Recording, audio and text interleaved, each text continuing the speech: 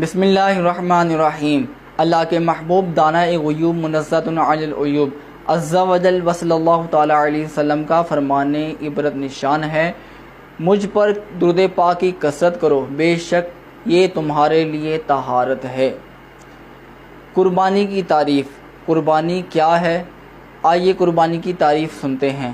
بہار شریعت میں ہے، مخصوص جانور کو مخصوص دن میں بنیت تقرب ذبح کرنا قربانی ہے۔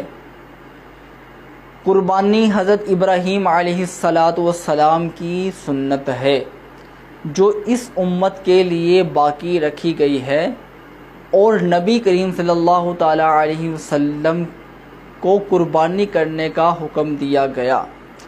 ارشاد فرمایا فَصَلِّ لِرَبِّكَ وَانْحَرْ، ترجمہ کنز الایمان۔